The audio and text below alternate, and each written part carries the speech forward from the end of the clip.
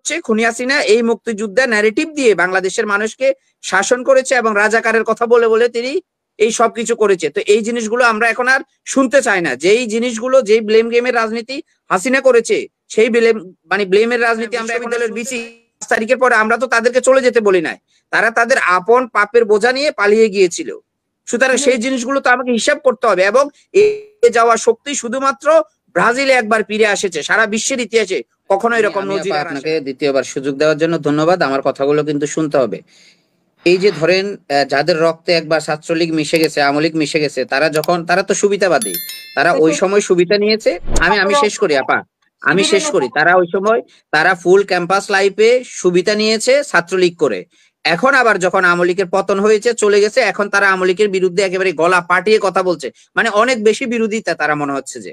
তো এটাও তারা এক ধরনের সুবিধা নিচ্ছে। এখন বললাম না যে সুবিধাবাদীরা সবসময় এরকম, আপনি অনেক আওয়ামী লীগের দেখবেন এখন শেখ হাসিনার নামই শুনতে পারে না। এটা হচ্ছে তার একটা বেঁচে থাকার অস্ত্র, যে আমি আওয়ামী লীগের নাম শুনবো না, আমি এত বছর আওয়ামী লীগ। আমরা এই যে এখন ধরেন মুক্তিযুদ্ধ নিয়ে যে কথাগুলো আসছে, খুনি হাসিনা যখন গত 15 বছর মুক্তিযুদ্ধকে শুধুমাত্র তার অস্ত্র হিসেবে ব্যবহার করে পরপর 3টা বিনা ভোটে নির্বাচন করেছে, তখন সুশীলরা কই ছিল? তখন প্রকৃত মুক্তিযোদ্ধারা কেন প্রতিবাদ করে নাই? আমি আপনাকে চ্যালেঞ্জ করে বললাম, বাংলাদেশে যখন গণতান্ত্রিক সরকার প্রতিষ্ঠা হবে, যারা মহান মুক্তিযুদ্ধকে বিতর্কিত করেছে, খুনি হাসিনার পা ছেটেছে, এই মুক্তিযুদ্ধে বিতর্কিত করে অবৈধ সার্টিফিকেট দিয়ে হাজার হাজার নিয়োগ দিয়েছে, সবকিছুর বিচার হবে। সত্যিকার অর্থে যারা মুক্তিযোদ্ধা তারা আমরা তাদেরকে স্যালুট করি। কিন্তু যারা শুধুমাত্র মুক্তিযুদ্ধের ন্যারেটিভকে সামনে এসে খুনি হাসিনার শাসনকে দীর্ঘ থেকে দীর্ঘায়িত করেছে, তাদের কি ব্যবস্থা নেওয়া হবে না? অবশ্যই হবে। এই জিনিসগুলোকে আপনি সেটেলমেন্ট ইস্যু, এগুলো আমি আপনাকে দায়িত্ব নিয়ে বলছি, আগামী দিনে আপনি দেখবেন সেই বিচারটা শুরু হয়ে যাবে। তখন দেখবেন গলাবাজি করা অনেক বড় বড় মুক্তিযোদ্ধা, যারা মুক্তিযুদ্ধের কথা বললে একেবারে সেলুট দিয়ে দাঁড়িয়ে যায়, তাদের সার্টিফিকেট নেয় এখন আপনার অনেকেরই নাই, দেখবেন তারা সবাই বেরিয়ে আসবে। তাদের নাতিপুতিরা চাকরি করছে ভুয়া মুক্তিযুদ্ধের সার্টিফিকেট দিয়ে। আমরা অরিজিনাল মুক্তিযুদ্ধকে সম্মান করি। যারা এই মুক্তিযুদ্ধকে বিতর্কিত করছে তাদের কঠিন থেকে কঠিনতর শাস্তি হবে আগামী দিনে। আপনি দেখতে পাবে যখন গণতান্ত্রিক সরকার আসবে। কারণ কি? কারণ হচ্ছে খুনি হাসিনা এই মুক্তিযুদ্ধের ন্যারেটিভ দিয়ে বাংলাদেশের মানুষকে শাসন করেছে এবং রাজাকারের কথা বলে বলে তিনি এই সবকিছু করেছে। তো এই জিনিসগুলো আমরা এখন আর শুনতে চাই না। যেই জিনিসগুলো, যেই ব্লেম গেমের রাজনীতি হাসিনা করেছে, সেই ব্লেমের রাজনীতি আমরা এখন আর শুনতে চাই না।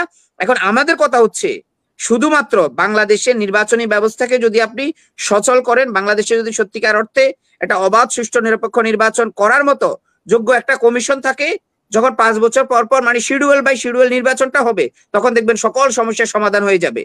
এটা শুধুমাত্র একটা জায়গায় আপনি স্থির থাকেন না। অবাধ, সুষ্ঠু, নিরপেক্ষ নির্বাচনের জায়গায় যদি আমরা থাকি, সব সমস্যা দেখবেন সমাধান হয়ে যাবে।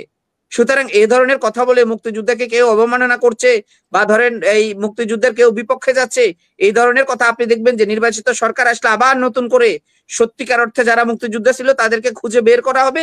এবং যারা দালাল, যারা মুক্তিযুদ্ধের নাম বিক্রি করে খুনি হাসিনার 5টা গোলাম ছিল, এখনো যারা সেই ন্যারেটিভকে বিক্রি করতে চায়, তাদেরকে ধরেন আপনি কিভাবে তাদের মুখোশ উন্মোচন করা হবে, আপনি সেটা দেখবেন যখন বাংলাদেশে সত্যিকার অর্থে গণতান্ত্রিক সরকার আসবে। কারণ আমরা আমাদের বয়সে গণতান্ত্রিক সরকার দেখি নাই, যে আসলে সত্যিকার অর্থে গণতান্ত্রিক সরকার কি। গত 1 যুগ বাংলাদেশে অনির্বাচিত সরকার ছিল, এখনো অনির্বাচিত সরকার আছে। তার মানে এই মুহূর্তে বাংলাদেশের জনগণের জন্য, বাংলাদেশকে একটা কল্যাণ রাষ্ট্র হিসেবে ধরেন বিশ্বের দরবারে নিয়ে যাওয়ার জন্য, উন্নয়নশীল রাষ্ট্র থেকে উন্নত বিশ্বে নিয়ে যাওয়ার জন্য শুধু আমাকে ডেমোক্রেসি চর্চা করতে হবে, শুধু গণতন্ত্রের চর্চাটা অব্যাহত রাখতে হবে সঠিক ধারায়। তাহলে দেখবেন যে সকল সমস্যার সমাধান হয়ে যাবে। একটা জায়গায় যদি আমরা স্থির থাকি, কিন্তু আমরা ছোট ছোট নেগেটিভ গুলোকে সামনে নিয়ে আসি, যেখানে বড় নেগেটিভের কোনো খবর নাই। আপনি জুলাই ঘোষণাপত্র বলেন, বাকি সব কিছু বলেন, কিন্তু আপনি যদি অবাধ, সুষ্ঠু, নিরপেক্ষ একটা নির্বাচন না দেন, তাহলে কি হলো বাংলাদেশে? যেই লাউ সেই কদু। সুতরাং এক জায়গায় স্থির থাকতে হবে। নির্বাচনের ব্যাপারে কোনো আপোষ নেই, খুনি হাসিনার দোষদের ব্যাপারে কোনো আপোষ নেই, এবং দিল্লির যারা সত্যিকার অর্থে দোষদ ছিল তাদের ব্যাপারে বাংলাদেশের মানুষের আপন। এই 3টা জায়গায় আমরা স্থির থাকি। যারা এই দেশে আওয়ামী লীগ ব্যক্তি হিসাবে করে নাই, মানুষকে শাসন দল হিসাবে করেছে। সুতরাং দলের বিরুদ্ধে তো অবশ্যই আমাকে কথা বলতে হবে, যেতে হবে। এই দল ব্যবহার করে আগামীতে তারা রাজনীতি করতে পারবে না। তারা নতুন নামে, যারা ভালো তারা নতুন করে আসতে হবে। কারণ এই দলটাকে বাংলাদেশের মানুষ 5 তারিখে মুসলেখা দিয়ে রাজনীতি থেকে বিদায় করেছে, তারা দিল্লি চলে গেছে। সুতরাং যারা এখনো বলে যে এই দল হিসেবে, ব্যক্তি হিসেবে না, দল হিসেবে আওয়ামী লীগের কোনো কিছু হবে না, দল হিসেবেই তারা 15 বছরে অবৈধ শাসন কায়েম করেছে, দল হিসেবেই 5 তারিখে বিদায় নিয়েছে। আপনি বিশ্বের, আমি আপনাকে যদি ভুল না বলি, পৃথিবীর ইতিহাসে আপনি কোথাও দেখবেন না যে রানিং ক্ষমতা থেকে একেবারে সব কিছু নিয়ে থালাবাটি নিয়ে এরকম চলে যাবে 300 আসনের এমপি, মসজিদের ইমাম, বিশ্ববিদ্যালয়ের বিসি। 5 তারিখের পরে আমরা তো তাদেরকে চলে যেতে বলি নাই, তারা তাদের আপন পাপের বোঝা নিয়ে পালিয়ে গিয়েছিল। সুতরাং সেই জিনিসগুলো তো আমাকে হিসাব করতে হবে। এবং এ যাওয়া শক্তি শুধুমাত্র ব্রাজিলে একবার ফিরে আসেছে, সারা বিশ্বের ইতিহাসে কখনো এরকম নজির আর আসে নাই। সুতরাং আগামী 20 বছরে আওয়ামী লীগ ধরেন রাজনীতি তো করতে পারবে না, 50 বছরে বিরোধী দল হবে না। এগুলো সেটেলমেন্ট ইস্যু, এগুলো নিয়ে আমরা অনর্থক কথাবার্তা বলে আমরা মনে করি যে আমাদের এই ধরেন মূল্যবান সময় নষ্ট করব।